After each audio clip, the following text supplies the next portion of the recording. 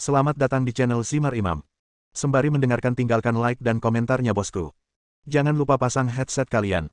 Siapkan kopi dan camilan. Lupakan pahitnya kehidupan. Mari kita dengarkan sambil rebahan. Tuan Tanah adalah dewa. Bab 161. Dia mengemudi ke sini, jadi dia tidak bisa minum. Wei Wei membantu Qin Ming menghentikannya. Tidak apa-apa. Aku tidak akan pulang kecuali aku mabuk malam ini. Tidak perlu pergi meskipun kamu mabuk. Ada banyak kamar di lantai atas, kata pria berkemeja putih sembarangan, matanya tertuju Qin Ming. Saudaraku, ini pertama kalinya kami bertemu denganmu. Kamu tidak akan memberi kami muka, kan? Minumlah 3 minuman gratis atas nama Wei Wei sebagai permintaan maaf karena terlambat. Aku tidak pandai minum. Sepertinya aku akan meminta maaf kepada semua orang. Qin Ming mengambil gelas anggur dan berkata, tidak apa-apa. Kamu minum 3 anggur permintaan maaf dulu, lalu kita bicara tentang roti panggang.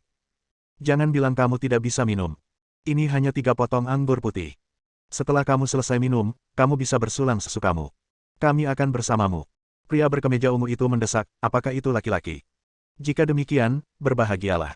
3 gelas anggur putih tidak banyak, jadi segera minum, kami masih menunggu makan malam. Oke. Qin Ming mengerutkan kening, seolah dia khawatir setelah minum 3 gelas anggur putih. Tapi mari kita buat kesepakatan dulu, 3 minuman ini saja, jangan minum lebih banyak, kalau tidak kamu harus mabuk. Minumlah cepat. Aku tidak akan membiarkanmu minum terlalu banyak malam ini. Qin Ming melihat kedua orang ini sengaja menggodanya, dan diam-diam mencibir. Dia berhenti berbicara omong kosong dan meminum 3 gelas anggur putih dengan satu memiringkan lehernya. Gelas anggurnya relatif kecil, hanya 1 tael per cangkir, dan totalnya 3 tael, yang merupakan masalah sepele bagi Qin Ming. Setelah minum, Qin Ming berpura-pura menjadi sangat pedas sehingga dia mengertakkan gigi, mengambil beberapa suapan besar makanan dengan sumpitnya, dan memasukkannya ke dalam mulutnya secara acak, mengambil kesempatan untuk mengisi perutnya sehingga dia bisa minum. Dengan 2 orang jahat ini. Oke, ini kawan, bersenang-senanglah. Pria berkemeja putih itu bertepuk tangan palsu dan mengacungkan jempol lagi pada Qin Ming Man. Tidak, saya tidak bisa minum lagi. Qin Ming menghentikannya. Kamu baru saja meminum 3 minuman untuk Wei Wei, jadi kamu tidak bisa membenarkan tidak minum sebagai hukuman, kan? Kata pria berkemeja putih itu dengan masuk akal. Li Te, hentikan. Saudara Qin benar-benar tidak tahu cara minum. Wei Wei membujuknya. Dia membawakan Qin Ming makan malam, dan dia tidak bisa membiarkannya pulang dalam keadaan mabuk. Wei Wei, tolong berhenti bicara. Ini masalah di antara kita para pria. Pria bernama Li Te menutup mulut Wei Wei dengan satu kalimat, lalu berkata kepada Qin Ming, saudaraku, kamu taruh pramugari maskapai kami. Jika kamu menangkapku, kami tidak akan menyetujuinya jika Anda tidak minum bersama kami. Wei Wei adalah pramugari bintang di maskapai penerbangan kami. Jika kamu mengejarnya, kamu akan menghancurkan hati banyak pria. Zhao Tongzu, seorang pria dengan kaos ungu, berkata dengan masam. Huang Jiansu tidak berkata apa-apa, dengan senyum lucu di bibirnya, menunggu pertunjukan yang bagus. Oke, saya akan mencobanya. Qin Ming mengambil keputusan dan berkata, ini hanya minuman. Apa masalahnya? Saya senang bertemu dengan Anda semua. Saya akan minum lagi bersama Anda. Kamu hari ini. Benar. Melihat Qin Ming telah dibujuk, senyuman di wajah Li Te menjadi semakin lebar. Yang paling aku kagumi adalah pria bahagia sepertimu. Ayo, hukum dirimu dengan 3 minuman lagi. Tunggu, membosankan bagiku untuk minum sendirian. Aku menghormati kalian berdua, jika tidak, mengapa aku harus minum bersamamu, kan? Karena kamu mengatakannya, kami harus memberimu wajah dan minum bersamamu, kata Li Te Riang, benar-benar berbeda dari sikap acuh tak acuh sebelumnya terhadap Qin Ming. Dia sengaja memberikan wajah Qin Ming untuk terus membujuk Qin Ming. Tidak menyenangkan minum dari cangkir kecil. Qin Ming berbalik dan berteriak kepada pelayan di luar pintu, pelayan, 3 botol malte lagi. Membosankan sekali minum dari cangkir kecil, jadi ayo ganti ke cangkir yang lebih besar. Li Te diam-diam berkata dengan bangga, dasar bodoh. Kamu masih menganggap cangkir anggurnya terlalu kecil, aku akan membiarkanmu berbaring di bawah meja nanti. Pelayan, tolong bawakan 3 cangkir besar. Gelas apa lagi yang kamu inginkan? Kita bertiga akan meniup botolnya. Kata Qin Ming dengan berani. Tiup botolnya. Mendengar ini, semua orang yang hadir mengira mereka salah dengar dan memandang Qin Ming dengan heran. Saudara Qin, kamu tidak minum terlalu banyak, kan? Wei Wei menarik-narik pakaian Qin Ming, jika kamu tidak bisa minum, berhentilah minum. Hati-hati minum karena kesehatan yang buruk. Apakah menurutmu aku minum terlalu banyak? Qin Ming berkata sambil tersenyum, saya senang hari ini. Saya bertemu teman baik Anda lagi. Saya senang meniup botolnya. Li Te dan Zhao Tongzu saling berpandangan dan tersenyum pahit. Mereka berdua meminum alkohol dalam jumlah yang hampir sama. Tidak apa-apa jika mereka hanya minum setengah pon, tetapi jika mereka minum lebih banyak, mereka akan mabuk. Keduanya berencana untuk bergiliran meminum Qinming, dan mereka pasti akan menjatuhkan Qinming. Tanpa diduga, Qinming sebenarnya mengusulkan untuk minum minuman keras dari botol, yang merupakan metode yang mengancam jiwa. Segera, pelayan membawakan 3 botol Moutai, dan Qinming membukanya bersama-sama, berjongkok masing-masing 1 botol di depan Li Te dan Zhao Tongzhu, dan minum tiba-tiba berubah menjadi perkelahian. Ayo, kita ambil masing-masing sebotol dan menghabiskannya sekaligus. Qinming mengangkat botol untuk menyentuhnya dan berkata dengan riang seperti pahlawan kuno. Tidak, bagaimana kamu bisa minum seperti ini? Gunakan saja cangkir. Minumlah perlahan dari cangkir. Siapa yang tahan minum seperti ini? Li Te dan Zhao Tongzhu berkata dengan kagum. Jangan bilang aku tidak menghormatimu, dan jangan bilang aku tidak memberimu muka. Kalau kamu ingin minum, ayo minum masing-masing 1 botol. Untuk membujukku lagi. Qinming berkata dengan tenang, mengambil sumpitnya dan makan. Mulai mencuci piring. Ahem. Huang Jiansu terbatuk beberapa kali dan menunjuk ke arah Li Te, Zhao Tongzhu dan Qinming untuk minum, apa yang mereka takuti. Keduanya adalah bawahan Huang Jiansu. Makanan ini hanya untuk menjilat Huang Jiansu, jadi dia mengundang Wei Wei, dan mereka bertiga marah sebelumnya. Huang Jiansu secara pribadi menyuruh mereka untuk membuat Wei Wei mabuk dan berjanji akan memberi manfaat bagi keduanya dari mereka. Adapun apa yang ingin dilakukan Huang Jiansu setelah membuat Wei Wei mabuk, Li Te dan Zhao Tongzhu mengetahuinya dengan baik, tetapi untuk menjilat atasan langsung mereka berdua setuju. Namun rencananya tidak bisa mengikuti perubahan tersebut. Tidak ada yang menyangka Wei Wei akan membawa pacarnya. Jika pacar Wei Wei tidak diselesaikan malam ini, perbuatan baik Huang Jiansu pasti akan sia-sia. Di bawah kedipan mata Huang Jiansu yang berulang kali, Li Te berkata dengan berani, bukankah itu hanya sebotol minuman keras? Aku akan meminumnya bersamamu, saudara. Ini benar-benar mengancam nyawa. Qinming mengacungkan jempol pada Li Te, lalu memandang Zhao Tongzhu dan berkata, sedangkan kamu, jika kamu laki-laki, angkat saja botolnya. Aku akan menemanimu 2 kali, bisakah kamu membiarkan aku mengatur napas? Zhao Tongzhu juga berkata dengan berani. Kami meminumnya sekaligus, tetapi kamu meminumnya 2 kali, apakah kamu malu? Qinming berkata dengan marah, jangan biarkan kami meremehkanmu. Jika kamu seorang laki-laki, berbahagialah. Aku akan mempertaruhkan segalanya. Tidak bisa minum. Apa yang kamu takutkan? Kamu sedang minum, apakah kamu sekarat? Pada saat ini, wanita dengan rok pendek putih, yang tidak banyak bicara, berkata kepada Zhao Tongzhu dengan nada memerintah, kamu tidak diperbolehkan minum, bagaimana jika kamu minum sesuatu buruk? Wajah Zhao Tongzhu menjadi merah dan putih, dan dia berkata dengan canggung, istri saya telah berbicara. Maaf, saya tidak akan minum anggur ini. Rupanya Zhao Tongzhu menderita bronkitis, dan dia tidak menuruti perintah istrinya, kalau tidak dia akan berlutut di malam hari. Untuk menunjukkan rasa hormat kepada saudara-saudaraku, lupakan saja jika kamu tidak minum. Kami tidak akan mengejekmu. Kata-kata Qinming. Itu sangat kasar di telinga Zhao Tongzhu. Dia jelas kehilangan muka di depan umum, menundukkan kepalanya dan menjadi cemberut. Saudara Qin, tolong berhenti minum. Terlalu berbahaya untuk meminum 1 botol dalam 1 waktu. Saudaraku, kamu juga menderita trakeitis, kan? Li Te sepertinya bercanda, dengan sedikit sarkasme. Dia mungkin akan mabuk setelah 1 botol. Dia yakin Qinming tidak akan bisa minum 1 botol pun Ming mabuk, itu akan dianggap selesai. Menyelesaikan tugas yang diberikan oleh Huang Jiansu. Dia pacarku, bukan istriku. Aku ingin mengobati bronkitis, tapi dia tidak peduli. Ayo pergi. Ayo kita lakukan. Li Te menyerah sepenuhnya dan meletakkan botol itu ke mulutnya bersama Qinming. Melihat Qinming mulai minum, dia juga meminumnya seperti air dingin. Saat anggur putih diminum, wajah Li Te dengan cepat memerah, seperti api yang mengalir ke perutnya. Rasa terbakar itu sangat tidak nyaman sehingga dia harus menahan minumannya. Senang. Qinming menghabiskan minumannya terlebih dahulu dan meletakkan botol kosong di atas meja. Saudara Qin, apa kabar? Wei Wei sangat tertekan. Jika dia tidak membawakan Qinming makan malam, dia tidak akan harus bekerja terlalu keras. Dia buru-buru mengambil serbet dan menyeka anggur dari Qinming mulut. Aku baik-baik saja. Tidak apa-apa untuk minum sebotol lagi. Kata Qinming dengan lidah menjulur seolah-olah dia terlalu banyak minum, dan ucapannya sedikit tidak jelas. Ini semua salahku. Wei Wei merasa sangat malu, lingkaran matanya sedikit merah, dan dia penuh emosi di saat yang sama. Dia juga melihat bahwa Li Te sengaja minum, dan Qinming bertindak atas inisiatifnya sendiri, dan akhirnya meminum sebotol sekaligus menjadi pacarnya. Adegan ini terlihat di mata Huang Jiansu, membuatnya iri, cemburu, dan kesal. Dia benar-benar tidak tahu apa yang baik dari pria ini. Wei Wei sebenarnya jatuh cinta padanya. Li Te dengan enggan menghabiskan minumannya dan tidak bisa menahan diri untuk tidak bersendawa. Bau alkohol tercium dan dia meludahkannya. Apalagi sebagian besar kotoran yang dimuntahkan disemprotkan ke meja wine dan makanan, sehingga tidak ada yang berminat untuk makan. Jika kita tidak cukup berhasil dan gagal lebih dari yang seharusnya, bagaimana kita bisa makan?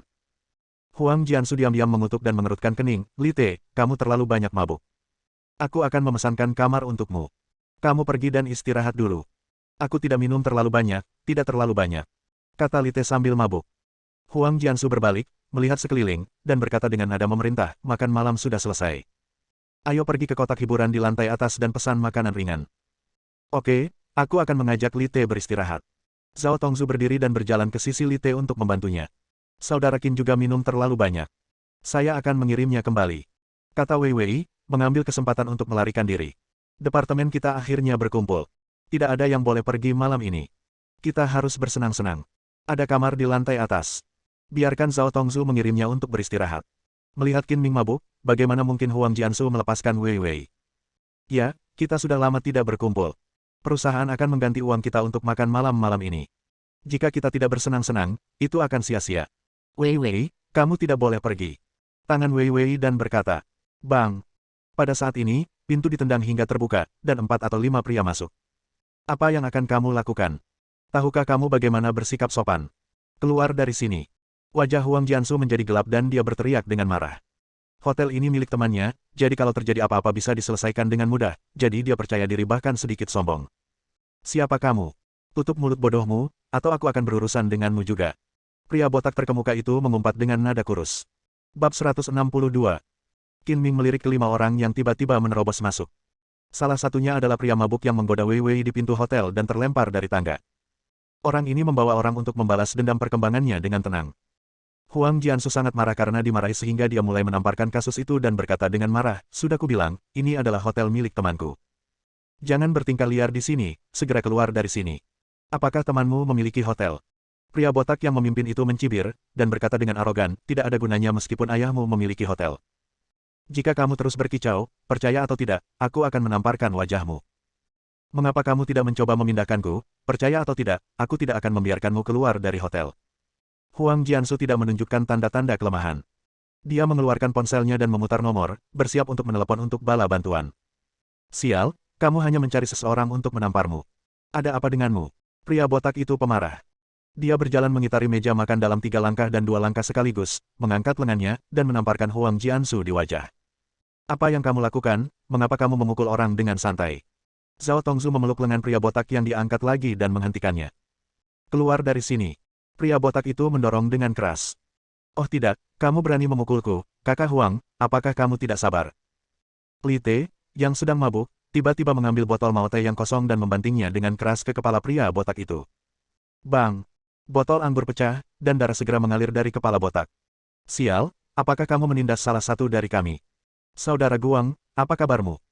Keempat pria berkepala botak itu menyerbu ke depan, ada yang menendang dan memukul Lite, ada pula yang memeriksa luka di kepala botak itu.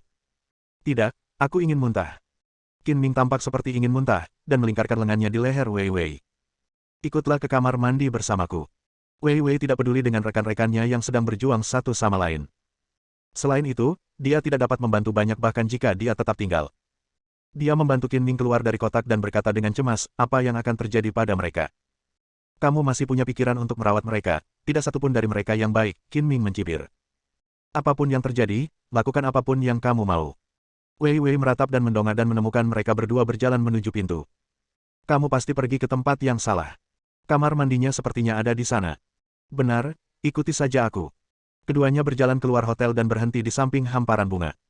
Qin Ming melepaskan tangan Wei Wei, menepuk perutnya beberapa kali, membuka mulutnya dan memuntahkan semua anggur yang diminumnya. Saudara Qin, diamlah dan saya akan membeli sebotol air. Wei Wei berlari sepanjang jalan dan tidak punya banyak waktu. Dia membeli kembali sebotol air mineral, meminta Qin Ming untuk berkumur, dan bertanya dengan prihatin, bagaimana kabarmu? Apakah kamu merasa lebih baik? Tidak apa-apa setelah kamu muntah. Sebenarnya, tidak apa-apa jika Qin Ming tidak muntah. Dia tidak bisa mabuk karena sebotol anggur putih, tapi agak tidak nyaman jika perutnya penuh dengan anggur. Jadi lebih baik dimuntahkan saja. Aku benar-benar minta maaf karena telah membuatmu menderita malam ini. Kata Wei Wei dengan malu. Anggur itulah yang ingin aku minum. Itu tidak ada hubungannya denganmu. Selain itu, aku baik-baik saja, jadi tidak perlu merasa bersalah. Qin Ming tersenyum dan berkata, ayo pergi, ayo pindah tempat dan terus makan. Setelah makan di restoran terdekat, Qin Ming diam-diam menggunakan energinya untuk menghilangkan sisa alkohol, dan mengirim Wei Wei pulang seolah-olah tidak ada yang salah. Ketika Qin Ming kembali ke villa pantai, hari sudah larut. Sekitar pukul 10 pagi, dia memarkir mobilnya dan menyadari ada sesuatu yang tidak beres. Dia segera menggunakan kemampuan waskitanya untuk melihat ke dalam villa. Lampu di villa menyala, dan Situ Honglian sedang duduk di sofa, tetapi ada pisau panjang terang di lehernya.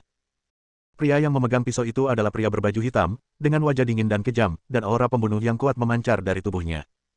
Selain itu, ada seorang pria berbaju hitam berdiri di keempat sudut aula villa, dengan ekspresi dingin yang membuat orang bergidik. Tapi Zhou Ziyi terbaring di tanah tak bergerak, dengan noda darah di sudut mulutnya, jelas terluka parah. Di seberang Situ Honglian, ada seorang pria berpakaian putih duduk dengan topeng emas di wajahnya, hanya memperlihatkan sepasang mata dingin yang jahat. Dia menginjak Zhou Ziyi dengan satu kaki, seolah-olah dia sedang membinasakan anak kucing yang malang. Tidak sopan sekali kamu menerobos masuk seperti ini dan tidak menyapaku. Wajah Tuan Qin Ming muram, dia masuk ke villa dan berkata dengan dingin, dia sudah menebak identitas orang-orang ini, 10 pembunuh Jue. Saudara Qin. Teriak Situ Honglian gembira, merasakan pisau panjang di lehernya sedikit lebih dekat, dan kulit tipis dan lembutnya tergores. Saudara Qin, maafkan aku. Kata Zhou Ziyi lemah, membuat Qin Ming terlihat malu dari bawahannya. Qin Ming membaca arti lain dari mata Zhou Ziyi. Pria berkulit putih yang menginjaknya adalah pemimpin 10 Jue, Jue Wuxian. Saya benar-benar minta maaf atas kunjungan Anda larut malam. Maaf mengganggu Anda, kata pria berbaju putih dengan tenang. Aku sudah lama mendengar bahwa ada 2 pembunuh top di si Jue. Yang satu adalah Bajue, dan yang lainnya adalah kamu. Aku paling suka bertarung melawan Master. Karena kamu datang tanpa diundang, aku hanya ingin meminta nasihatmu. Pesta tidak baik. Pertempuran sengit tidak dapat dihindari, dan Qin Ming tidak tertarik untuk bertele-tele dan menjelaskannya. Bawahanku tidak pernah membunuh orang tak dikenal. Dengan mengingat namamu, aku tidak akan terlambat untuk mengambil tindakan. Saya tidak akan mengubah nama atau nama keluarga saya, Qin Ming juga sama. Jue Wuxian menggelengkan kepalanya, tatapannya tiba-tiba menjadi sangat tajam, seperti cahaya pedang yang muncul. Yang kudengar bukanlah namamu, tapi identitasmu yang lain. Setelah kematian Bajue, organisasi si Jue menyelidiki Qin Ming secara menyeluruh, dan menemukan bahwa informasi tentang Qin Ming hanya dapat ditemukan setelah dia muncul di kota Donghai, dan tidak ada informasi sebelumnya yang dapat ditemukan. Dengan jaringan intelijen si Jue, tidak ada informasi sebelumnya tentang Qin Ming yang dapat ditemukan, yang menunjukkan bahwa orang ini sangat tersembunyi dan memiliki kekuatan super untuk membunuh Bajue. Menerima identitas yang sangat besar.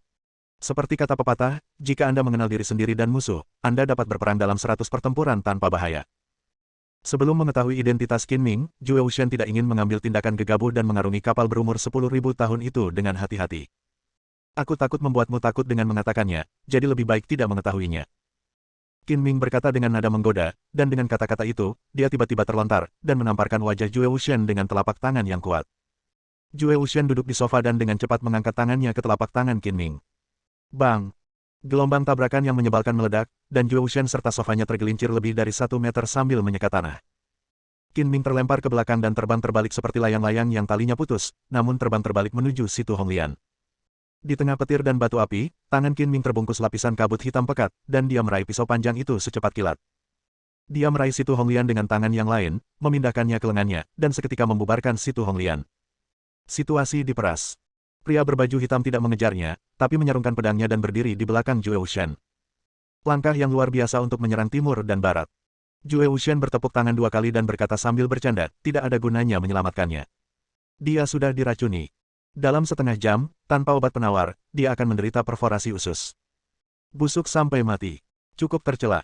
Qin Ming mengacungkan jempol dan berkata dengan sinis. Kami si Jue membunuh hanya demi hasil dan tidak peduli dengan cara yang digunakan.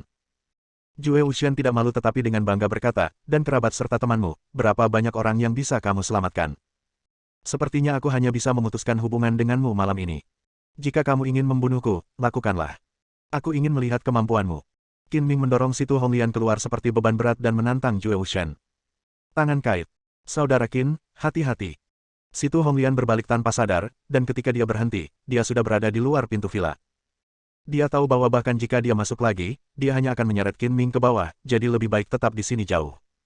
Aku masih mengatakan hal yang sama. Tidak ada kata terlambat untuk mengambil tindakan sebelum aku mengambil identitas aslimu. Aku tidak akan pernah mengulangi perkataanku untuk ketiga kalinya. Jika kamu tidak mengatakannya, kerabat dan temanmu akan dikuburkan bersamamu. Kata Jue Wuxian dingin. Jika kamu ingin tahu begitu banyak, aku akan memuaskanmu. Jangan menyesalinya. Setelah kata terakhir keluar dari mulutnya, Qin Ming tiba-tiba mengangkat tangannya dan melepaskan beberapa ledakan energi. Bang, bang. Bola lampu di aula hancur oleh energi yang menyebalkan seperti anak panah yang tajam, dan jatuh ke dalam kegelapan. Untuk seorang supermaster seperti Jue Wuxian, dia dapat melihat di lingkungan yang gelap tanpa mempengaruhi penglihatannya sama sekali. Dia mencibir dengan jijik, berpikir bahwa Qin Ming akan memanfaatkan kegelapan untuk melarikan diri.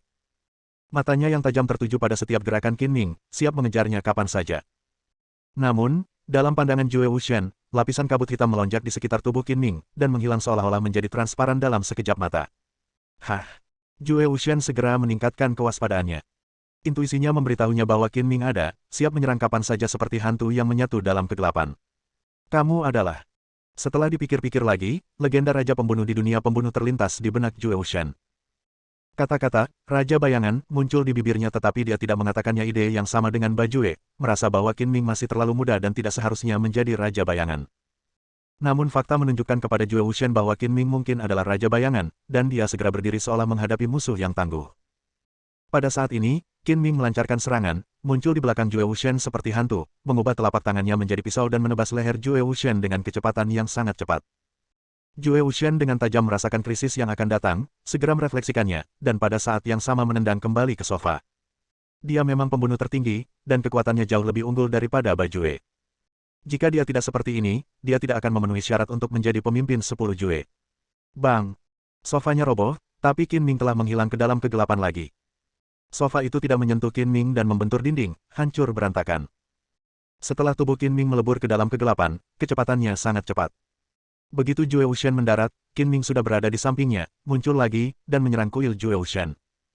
Jue Wuxian dengan cepat menundukkan kepalanya, dan kabut hitam tebal dan padat melingkari tangannya, menusuk perut Qin Ming seperti pisau tajam. Sangat kuat. Qin Ming mengencangkan perutnya, menyentuh tanah dengan satu kaki, dan menembak secepat kilat. Kabut hitam yang ditampilkan oleh Jue Wuxian benar-benar berbeda dari energi sebenarnya Qin Ming. Ini adalah niat membunuh yang kental. Di dunia saat ini, hanya ada segelintir orang yang dapat memadatkan niat membunuh ke tingkat yang substansial dan kuat. Bersambung.